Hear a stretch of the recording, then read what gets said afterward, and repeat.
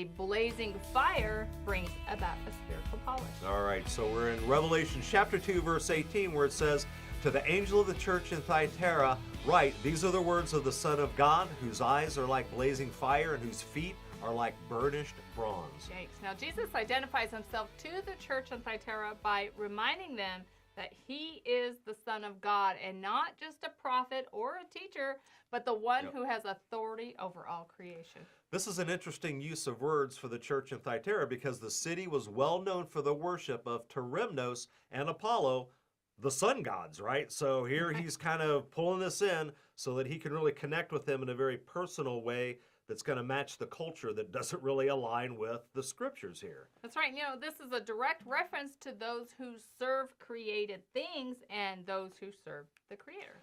Apollo was the god of a created object by God, and the Christians in Thyatira would have understood the difference by knowing the scriptures on creation from the Bible.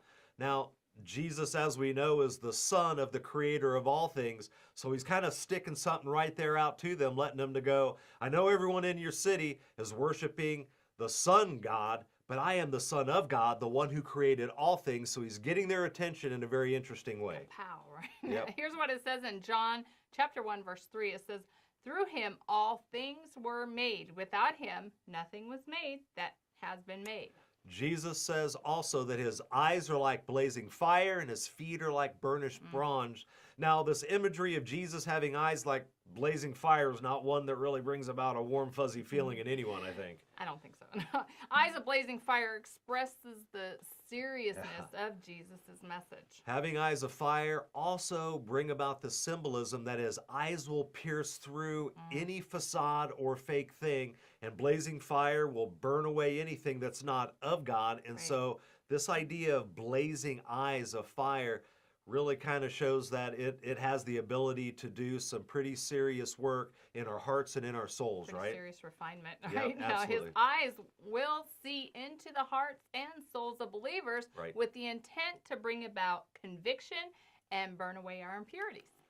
Here's what it says in Hebrews chapter 4, verse 11. "Nothing in all of creation is hidden from God's sight. Everything is uncovered and laid bare before his eyes of him who must give an account before God." So here we see the scriptures indicating everything is going to be revealed and uncovered. And Jesus is indicating this and echoing it again. My eyes are like fire. I can burn through. I can see through. I can Kind of a burn away scary everything and get to the heart of who you are, right? Scary thought. Now, Jesus' feet are said to be like burnished bronze, or in the King James Version of the Bible, it says fine brass.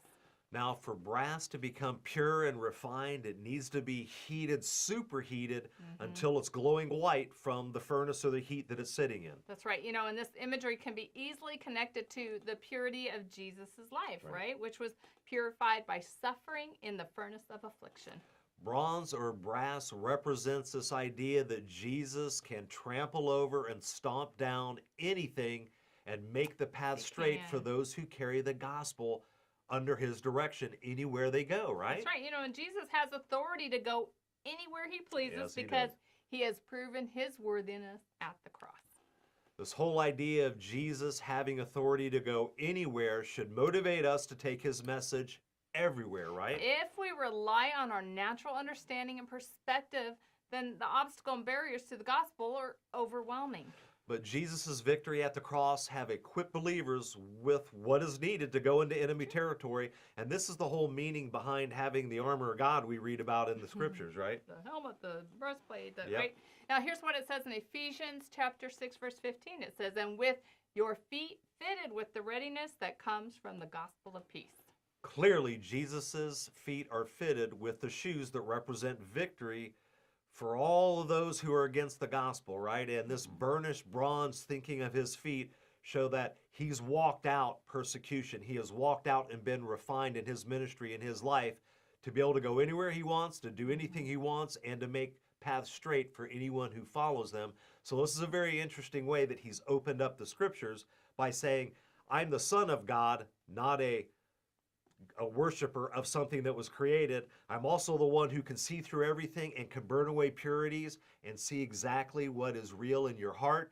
And I'm also the one who can go anywhere and do anything on behalf of the true creator, Right. and you should follow me because this is what I bring to the table, as opposed to just being, a worshiper of the sun itself, Right. which is nothing at all except a created object in the sky. Thank you for joining Les and Tracy King for A Word on the Word. Visit awordontheword.tv to receive their latest audio or video broadcast. A Word on the Word is sponsored by First Century Ministry